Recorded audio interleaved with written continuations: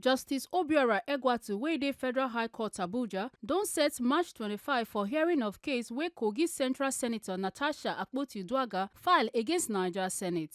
Una go remember say Natasha go Federal High Court go seek order wey go stop Senate Committee on Ethics and Privilege from investigating am. Court come grant her the order, but on Thursday, Senate come go ahead suspend the senator for 6 months after them consider reports of the committee, even though the restraining order still dey. Our Abuja Tori person Omone Momoyan say when they hear the case for Monday, lawyers to the first, second and third defendant tell court say them never receive Natasha court papers. But Natasha lawyer Michael Numa SAN come talk say all parties don't receive the papers and say affidavit of service dey before court. After court check the affidavit of service, Justice Egwatu confirm say all parties don't get the papers. For that point, lawyer to third defender Senate Presido Kainde Oguwumiju SAN beg the court make them adjourn so that all the papers go fit harmonize. Other lawyers can support the motion, say it go help them make the case move faster for the next hearing. For in ruling, Justice Egwatu come adjourn the case to March 25, 2025 and others say all the necessary papers go need to dey served to the parties before that date.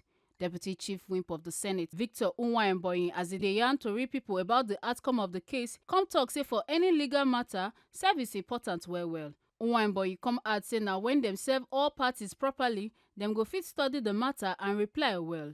E come also talk say e dey strange for court to dey involved for Senate matter, but say Senate answer the court call sake of say na responsible and law-abiding body. Well, in legal proceedings, service of processes is very important. Because it's only when parties are properly served that I can study the cases and know how to respond. So the judge have acted very well by ordering that all the relevant processes should be exchanged by the parties so that everybody will be in a better position to respond. And it will also give the court a good ground, to rule on the matter. It is right to say that the internal affairs of the National Assembly cannot be entertained by court. It's only after, if not done in line with the law, that the court can come in. Well, we are acting in line with our rules, and Order 66 Rule 8 of the Standing Order of the Senate empowers the Senate to extend the suspension as long as they deem fit. Make una not forget say, as we see am, now so we dey talk am. We know the take blame. Ekata Ojisole reporting for TMC TV.